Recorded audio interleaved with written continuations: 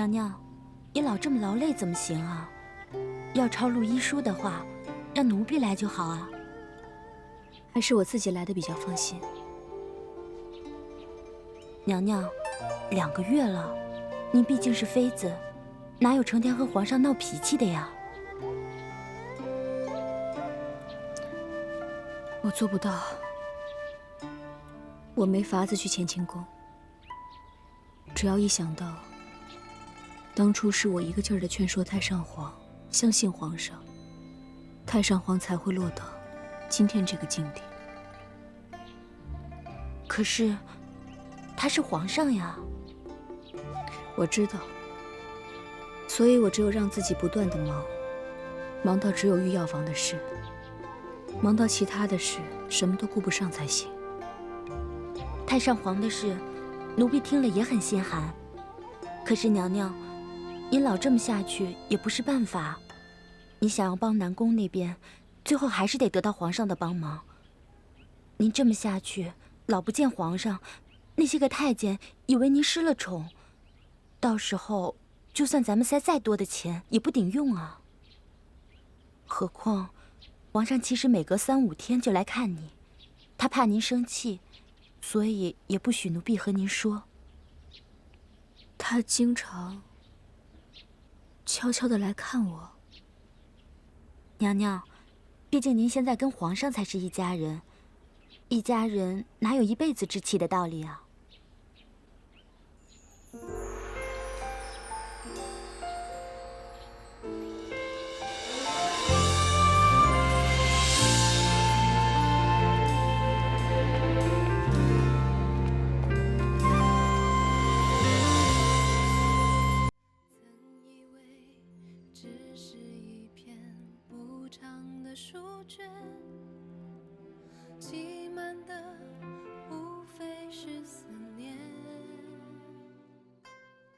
外面更声露重，皇上还是进来吧。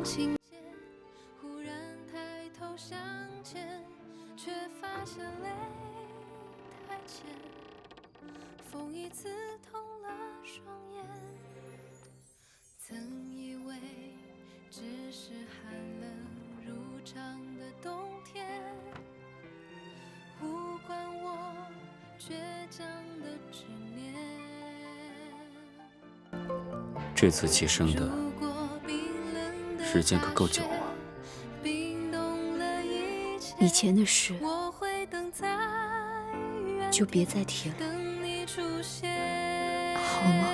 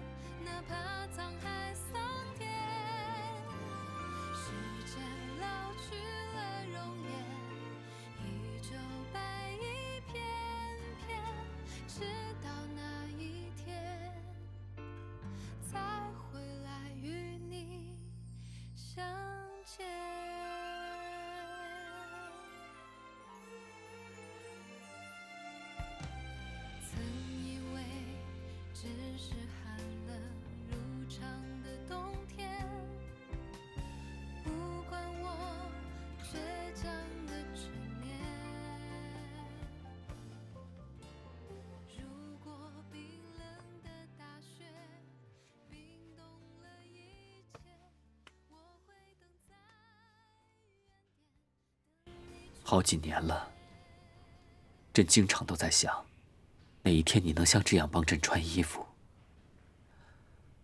真是美梦成真了。皇上要是喜欢的话，臣妾以后经常这样服侍您就是了。朕天天都愿意。皇上，臣妾有个不情之请。怎么？自臣妾封妃以来，还没有见过父亲和奶奶呢。哎呀，朕怎么能把这事给忘了？朕马上打发人接奶奶和你父亲进宫。多谢皇上。你说你这么轻声细语的跟朕说话多好啊，云仙。咱们俩就这样一辈子，好不好？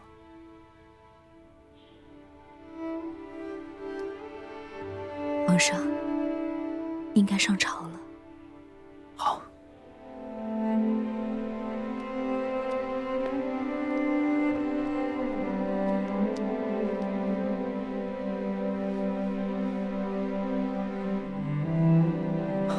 那朕先走了。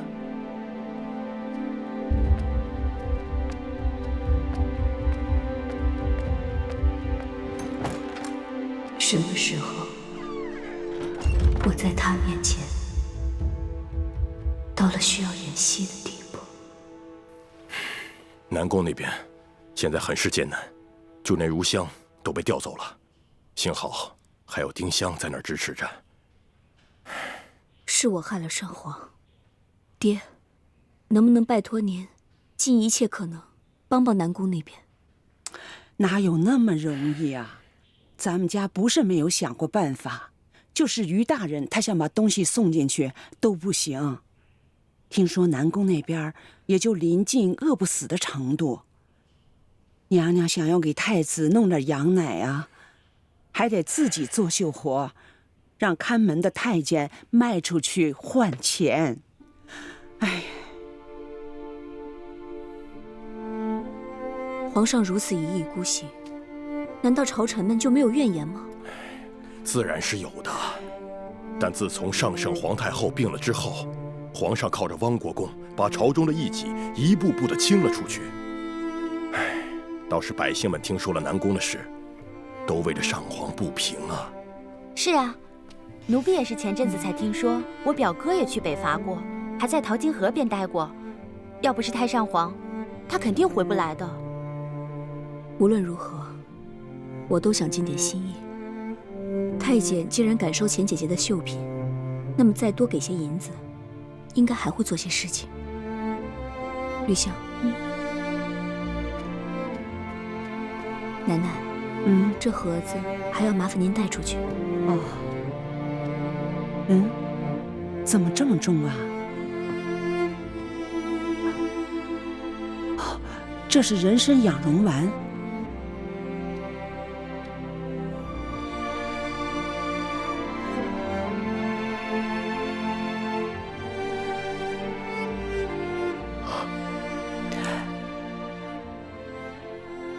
这些都是皇上赐给娘娘的贡珠，每颗都价值100金。娘娘亲手拿药泥糊上了，从外面是瞧不出来的。老夫人年岁长了，娘娘赐些手制之药，也自然是情理之中。你是想让咱们用这些珍珠去周济南宫？皇上现在对我很是猜忌，虽然前阵子也托内监做了点事情，可毕竟是杯水车薪。爹，奶奶，这回真的要麻烦你们了。带出宫去估计不难，可是这些东西太贵重了，万一养刁了那些看门内监的胃口，我就怕反倒是害了上皇。已经管不了那么多了，只要能有一点到得了钱姐姐手上，我心里也能好受一点。没错，只是咱们府上现在都有东厂的人守着，想要把事情做得隐秘又周全，怕也不那么容易啊。绿香，你说你表哥也在淘金河待过？是啊，在淘金河待过的人应该都会有联系，能不能麻烦你表哥找一个叫李三的人？是。皇上，奴才着人查验过杭大人一家出宫的车驾，并无夹带。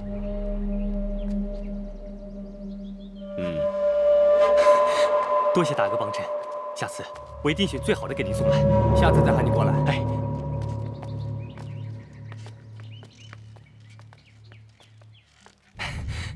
大哥，要点红薯吗？新鲜的。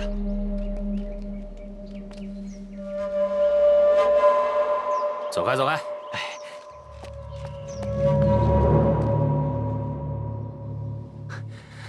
兄弟们，都记住了，如果被逮着了，任何人都不许出卖贵妃娘娘。大伙都是淘金河边待过的人，谁能干这种事儿？再说了，兄弟几个什么大风大浪没见过，不就是去送点东西吗？又不是劫狱，怎么可能失手呢？是吧？对，我们不会失手。来，来，来！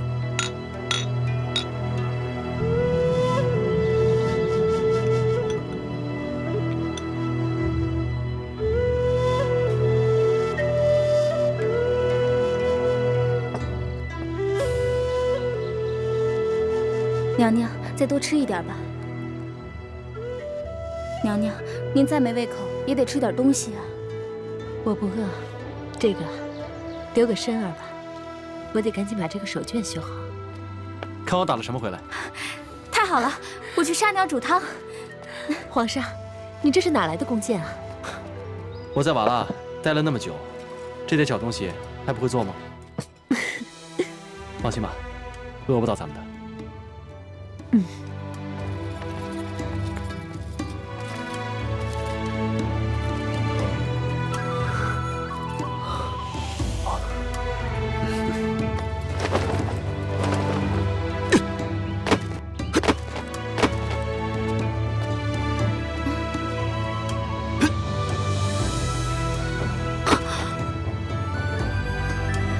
皇上，娘娘，你们看，有干肉，有活鱼，还有米。这是谁送来的？谁送过来的？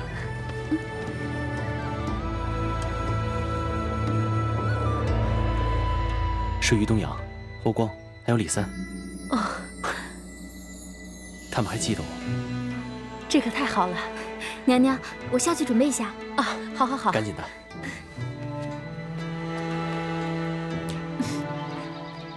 我早就说过吧，在瓦剌吃过这么多苦，这一点不算什么。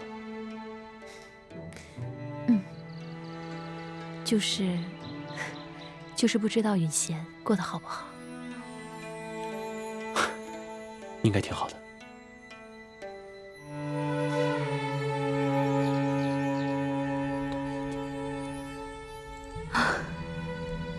谢天谢地，我这心里总算能好过一些了。娘娘，有一位以前仁寿宫的姑姑想见您。仁寿宫，叫她进来吧。是。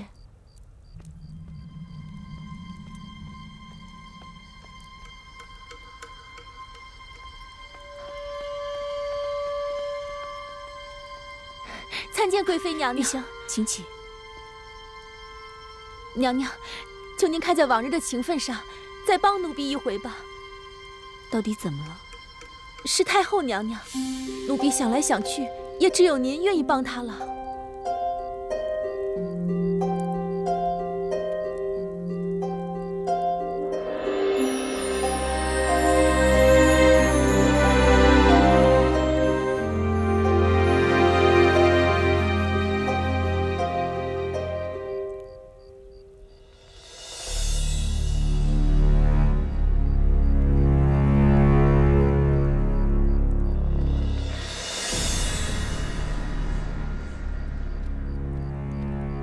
你猜的没错，的确不是中风之症。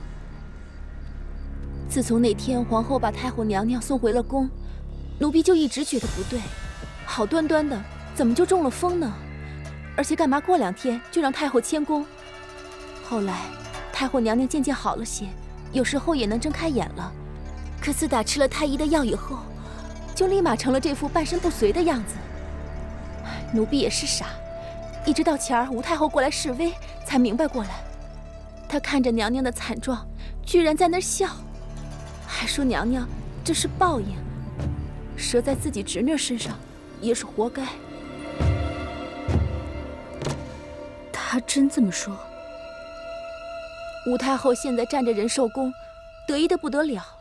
奴婢原本都走投无路了，多亏手下还有个宫女有良心。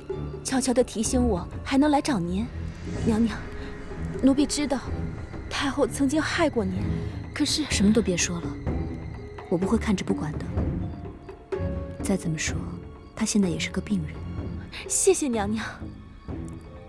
只是这事，既因皇后，就得隐秘一些。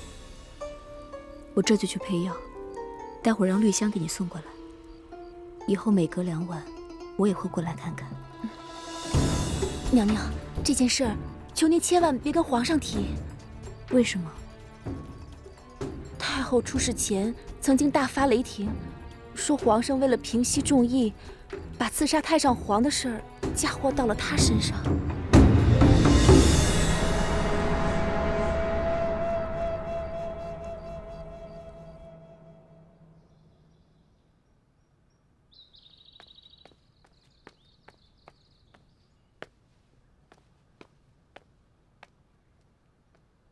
娘娘，您好歹睡一会儿。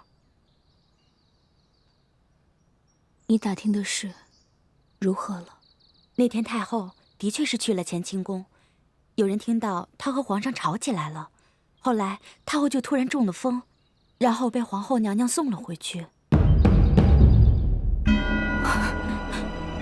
娘娘，您别难过了，这件事儿或许不是皇上做的。我一点都不难过，我只是失望。无论如何，他都是皇上的嫡母，是他亲手把皇上扶上皇位的。娘娘，那您准备怎么办？皇上他肯定还是要过来看您的。还能怎么办？我这辈子是出不去了。娘娘，您别这么说，我听着怪瘆人的。放心吧，我不会做傻事的。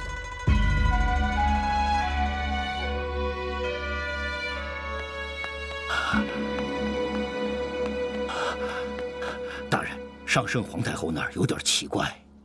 怎么了？卑职一直是按照皇后娘娘懿旨下的药，今儿我去诊脉，发现太后虽然仍是全身僵直，但似乎跟以前略有不同，脉象很是平稳，脸上虽然还是焦黄的，但总觉得有些奇怪。应该是里面用的曼陀罗用的太多了，这件事你不用管了，我会去看的。是。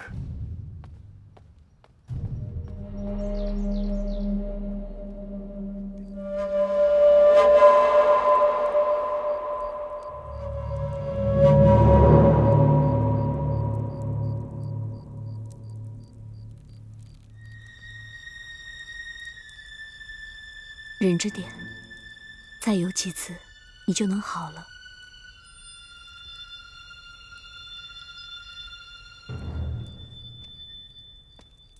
原来是你。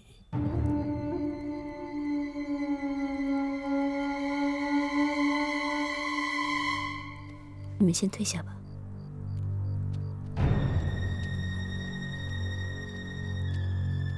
师兄，这件事你果然知情。起初我还不相信，你一向是医德如命，为何会帮着皇后助纣为虐呢？皇命不可违。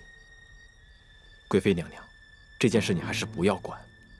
眼看着没病的人被治成有病，我不能不管。而且既然管了，就会管到底。贵妃娘娘，您想过没有？太后一旦康复，这件事该如何收场？太后不是其他太妃，不可以移出去颐养天年。师兄是因为这个，才放任皇后不管吗？不管怎么说，我叔叔都服侍了她10几年，可到最后却死于他一声令下。我这么做，也是为叔叔报仇。师兄若真是这样想，今晚就不会独自前来，早就向皇后检举我了。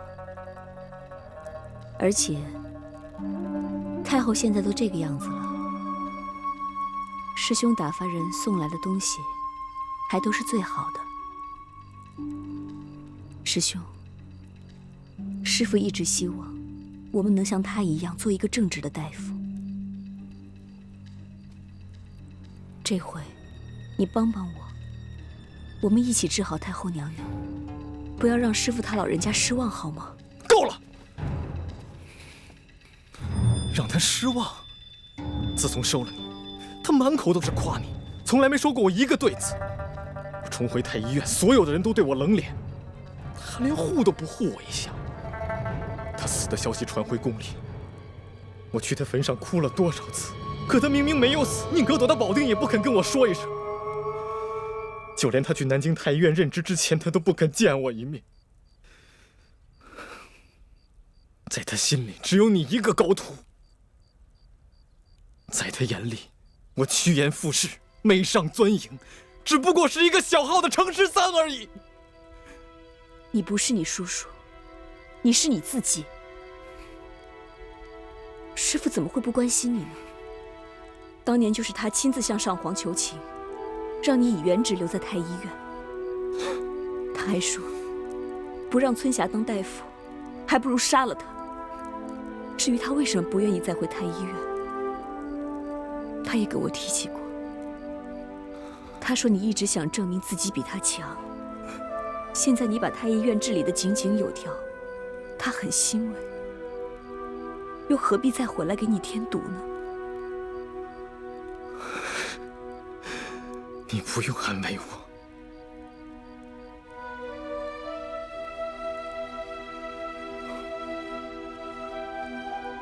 师兄，你曾在师父坟前问过他一件事，师父他其实很想告诉你，他一直都觉得你是，后来想了想，最后还是离开了。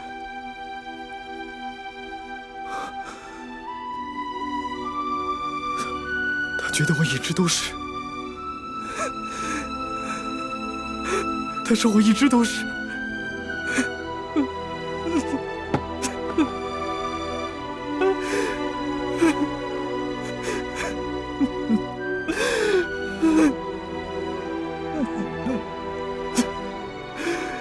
师兄那会儿究竟问了师父什么？我穿着太医院院判的官服，在他坟前，我问他，我到底是不是他最好的徒弟？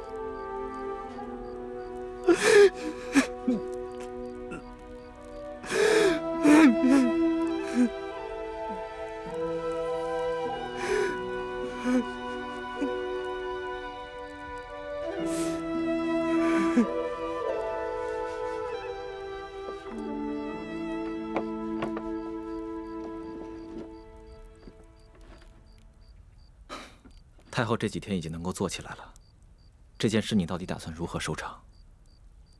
我也不知道，走一步算一步吧。我只知道，没有不救病人的大夫。这样也不是办法，我们还是要好好谋划谋划。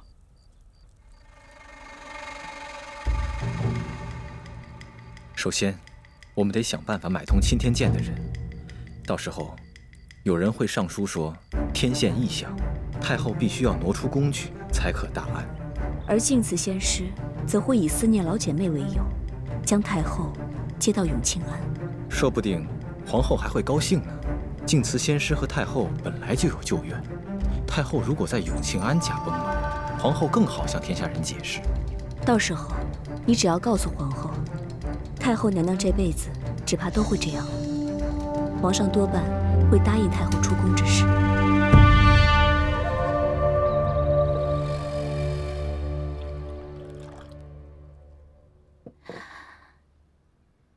当年姨妈抢了净慈老尼姑的皇后位置，如今却被她握在手中任意摆弄，真是报应不爽啊！娘娘，奴婢今天去上宫局，无意中瞧见那边的女使正在写童史。贵妃娘娘这个月成幸了5次。5次？上不是跟那贱人闹翻了吗？皇上这些天都是先回乾清宫安歇，然后再悄悄去万安宫，等天不亮又再回去。为着不让本宫知道，他就那么用心。他为什么要这样做？哼，本宫知道了。他一边离不开我爹，一边却舍不得那个狐妹子。当我是傻子吗？我要杀了他！我要杀了他！娘娘冷静，您都说杀了他容易，让皇上忘记他难。依奴婢看，还是赶紧找国丈大人进宫商量商量。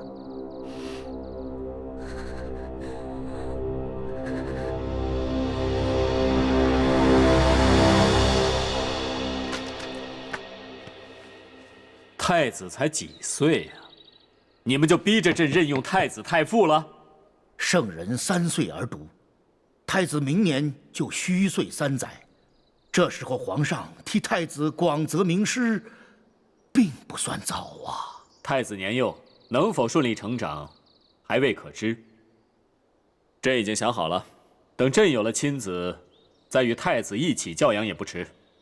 非也，太子所学是治国之道，皇子所学为恭顺之道，两者岂可同时教养？难道朕之亲子就不配治国了吗？赵国公，你咄咄逼人，是不是受南宫所托？皇上，您这是冤枉老臣了。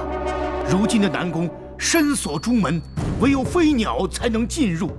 老臣纵有通天之能，也和南宫通不了消息呀。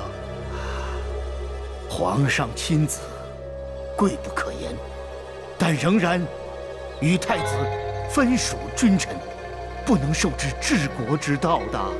天下哪有父亲的家业不传给儿子、传给侄子的道理？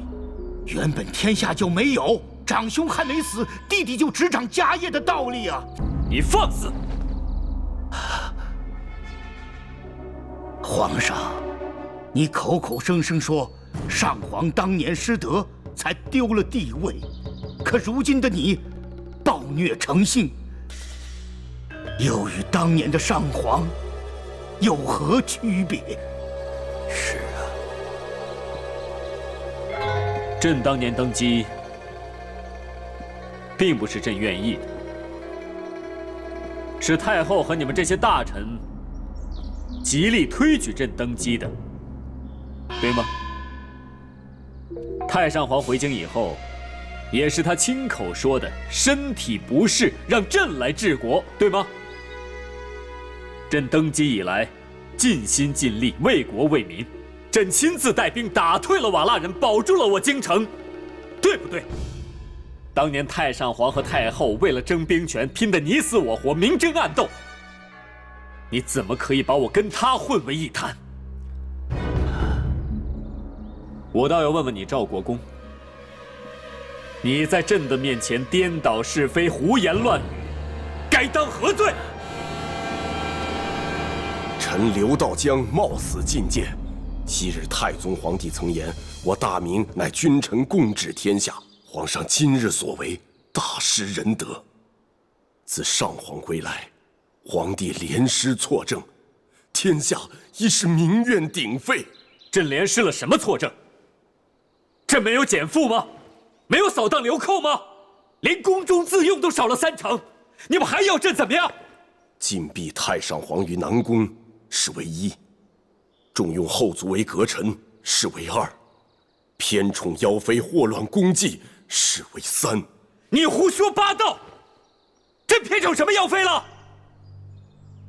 贵妃杭氏，杭氏昔日在前朝宫中时，就因妄进谗言，欲改后宫宫制，而遭百官唾弃。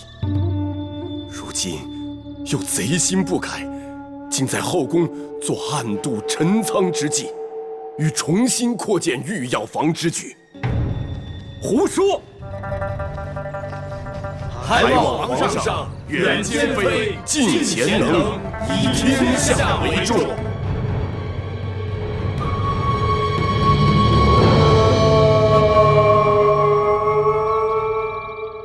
说，为什么背着朕搞出这么多事来？臣妾之前已经向皇上请命，是皇上答应复开御药房的。可朕没让你搞什么医女，那些言官又在拿这些事来指责朕。上次的亏还没吃够吗？为什么不知悔改？臣妾不以为那是错。宫中女子千人有疾而不得医，臣妾身为贵妃，怎么能熟视无睹呢？闭嘴！朕不想听你讲这些大道理。从即日起，停止医女一职，你失德忘行，着停俸1年，禁于万安宫思过。你说什么？朕说让你解散医女，停止御药房。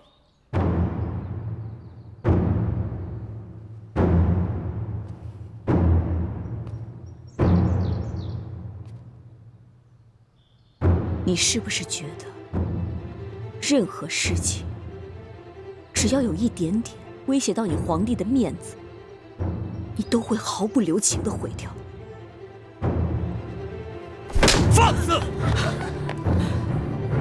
朕就是太纵着你了，这不是跟你商量，这是圣旨。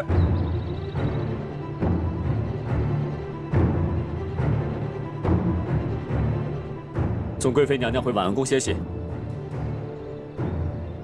朱祁钰，你听着，你若是裁了御药房，这辈子我都不会再见你一面。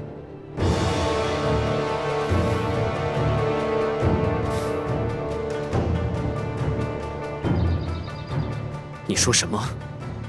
我这条命本来就是从瓦剌人手里偷回来的，你以为我会很在乎吗？好，你们一个个都来逼朕！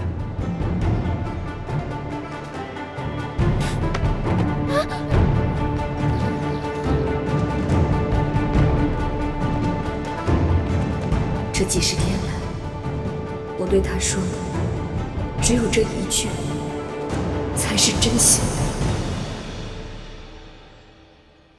就因为他一句话，皇上不敢裁了御药房。一时大意。你说刘道江这个老贼，他参行事他就参行事吧，他竟敢把本官也给参进去。参就参，反正不管怎么样，您的地位都不会有人动得了。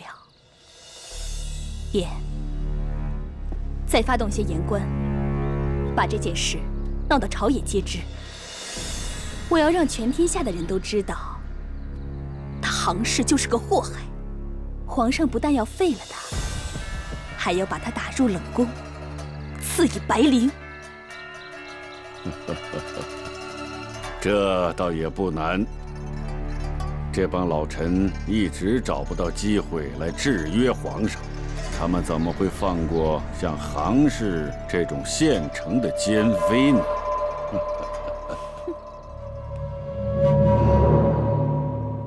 皇上，如今5日已过，御药房仍存，医女仍存，臣又得新政。宫嫔皇室，其母入宫探视时，也曾召御药房之医女问诊，皇室母乃命妇，如因误诊而致暴亡，其罪应问谁？御药房是内宫职司，不在朝堂之上议论。朕说过，此事勿再提起。皇上，一屋不扫，何治天下？贵妃祸乱朝纲，还请皇上严惩贵妃，方可正朝廷风气。臣无上同奏。臣妻姜氏入宫觐见皇太后娘娘时，娘娘曾言，她久闻贵妃行事任意妄为，便特地遣使责之。不料贵妃竟禁闭宫门，拒听辞训。此举谓之不孝，此举谓之狂妄。皇上以孝德治天下，臣恳请皇上严惩此等行为。胡说！朕日日治仁寿宫问安，怎么从未听闻此事？皇上，此事老臣知情。太后娘娘曾向皇后垂泪道：“焉有如此不敬之嫔妃？”老臣知道，贵妃娘娘在回京的路上护驾有功，深得皇上恩宠。但是此一时彼一时，要是满朝的文武大臣都只能赏不能罚，那么朝纲何在？国纪何在？所以，老臣恳请皇上严惩贵妃。恳请皇上严惩贵妃。够了！你们要把这逼成什么样啊？我有话说。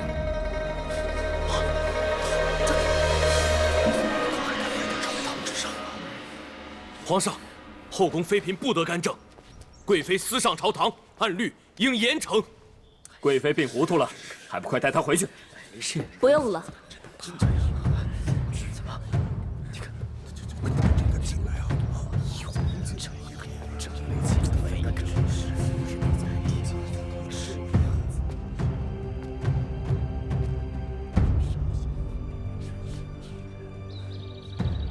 我今天既然有胆子闯到奉天殿来，就没想要活着回去。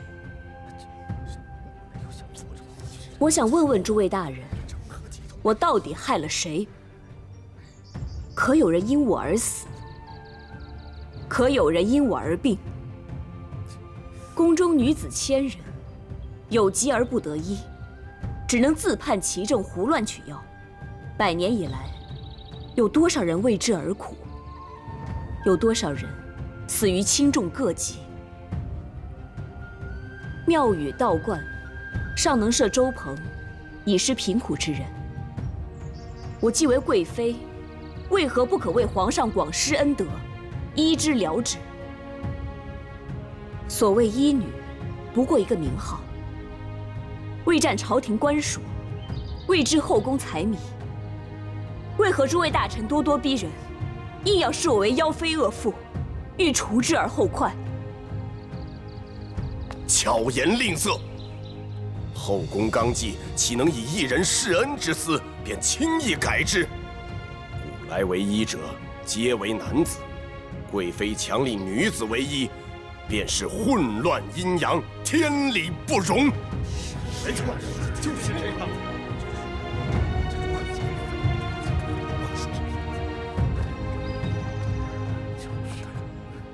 所以，为了你说的天理，宫女就应当有病无医；为了你说的阴阳，女人生了病就应当隔着屏风让男人诊脉吗？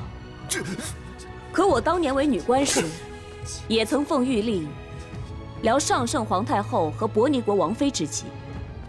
为何那时就是有功于国，而非是祸乱朝纲？这时的医女和那时的我又有何不同？贵妃娘娘，您的话我们都听明白，但是朝政之事，嫔妃不得参与，请贵妃娘娘即刻返宫。对，没错，对，即刻回宫，立刻回宫。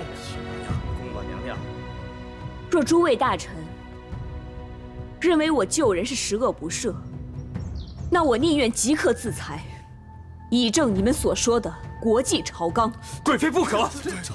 哎，贵妃娘娘，这是以死来要挟百官呐！难怪皇上迟迟不肯纳谏。汪相，我真命不正是你们要的吗？皇上，于东阳到。太上皇有旨，还请各位大人奉迎。朕还在这儿呢，他下个什么旨啊？皇上，太上皇之旨不赦军政，只是罪己之诏，请各位大人跪听。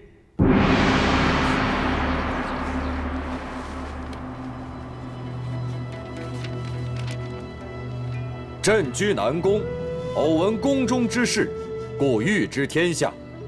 夷女之事，乃朕于北狩之时，闻百姓因战乱流离失所，女子幼童患疾而多有不得救，而诏令司要行氏摄之。行氏本奉旨而行，不易引发朝中误议，朕愧之悔之，故书此罪己之诏。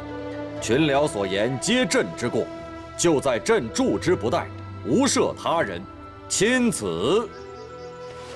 上皇心系天下，方颁此德政，臣等闻之汗颜。臣等接旨。